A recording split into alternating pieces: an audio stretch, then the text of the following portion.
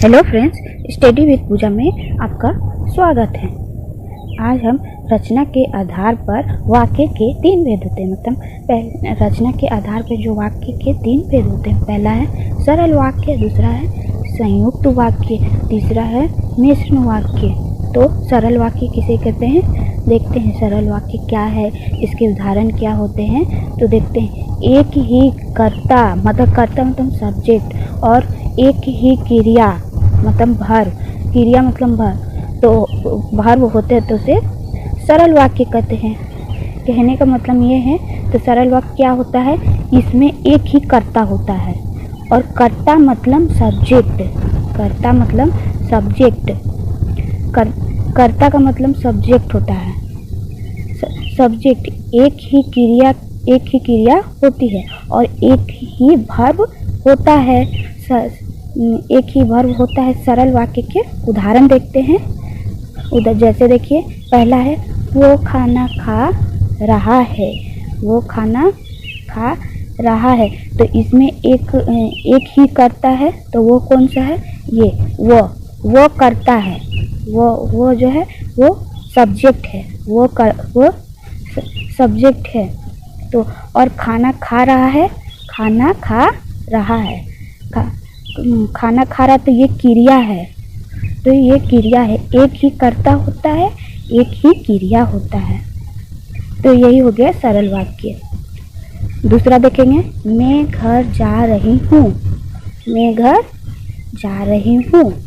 तो कहने का मतलब है कि मैं क्या हो गया, मैं कर्ता मतलब सब्जेक्ट, मैं सब्जेक्ट हो गया, और जा रही हूँ, और जा रही हूँ क्या हो गया, क्रिया हो गया। जा रही हूँ क्या हो गया, क्रिया हो गया, क्रिया हो गया। यही हो गया सरल वाक्य। तीसरा देखते हैं, रिक्की बाजार गई है, रिक्की बाजार गई है। तो रिक्की करता होगा, रिक्की मतलब ये सब्जेक्ट है, ये सब्जेक्ट हो गया है।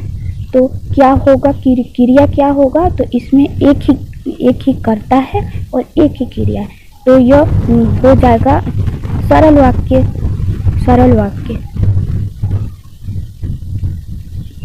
रचना के आधार पे वाक्य के तीन भेद होते हैं। तो ये रचना के आधार पे वाक्य का दूसरा भेद है संयुक्त वाक्य। संयुक्त वाक्य किसे कहते हैं, क्या है, इसकी पहचान भी है। तो देखते हैं, दो या दो से अधिक स्वतंत्र साधारण वाक्य होते हैं, साधारण वाक्य होते हैं।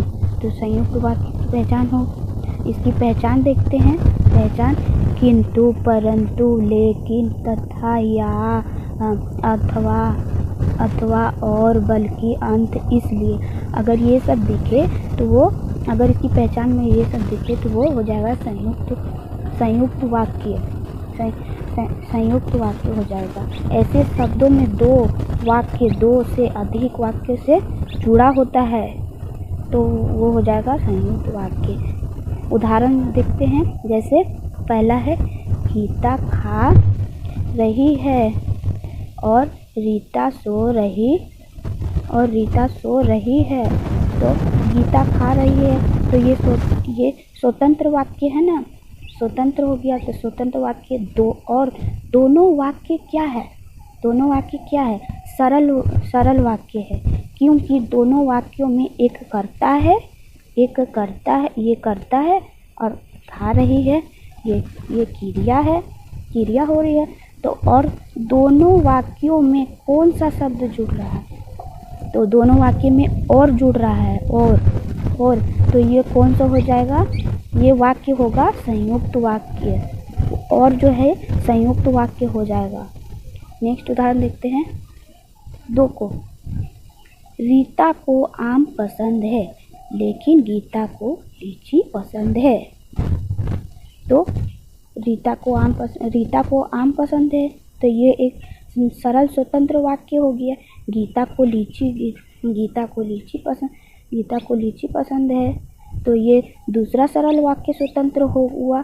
तो दोनों का पूरा मतलब निकलता है, पूरा मतलब निकलता है कि दोनों एक दूसरे पर आश्रित नहीं है। ऐसा नहीं लग रहा है कि एक के बिना दूसरा अधूरा है। दोनों क्या है, स्वतंत्र वाक्य है। तो ऐसे वाक्य को हम क्या बोलते हैं, संयुक्त वाक्य बोलते हैं।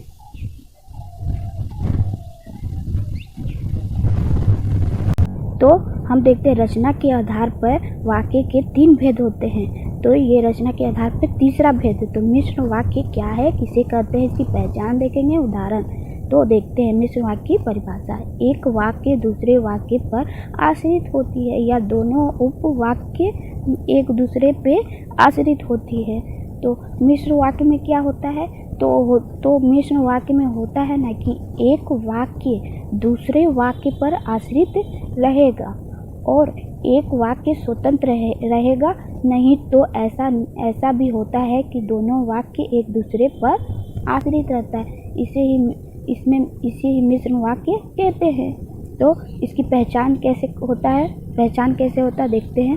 पहचान कि, ताकि, क्योंकि, जैसे, कि, यदि, अगर, चूंकि, जैसी, वैसी, जो से शुरू होने वाले शब्द, मतलब जो से जो शुरू होता है वाक्य उसी का शब्द। जो, जहाँ, जब, जिसको, जिससे, जिसमें, जिससे आदि ऐसे शब्द आपको वाक्य के बीच में या पहले मिलेंगे। इसकी यही पहचान है। तो उदाहरण देते हैं। जैसे पहला है, उसने कहा कि टीना स्कूल गई है। तो उसने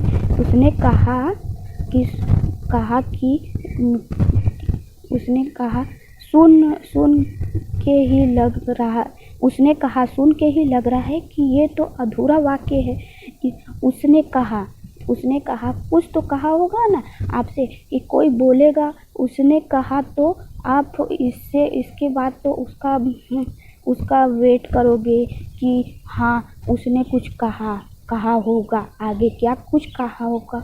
तो वो बोलेगा वो तो उसने कहा, अधूरा वाक्य है। तो उसने कहा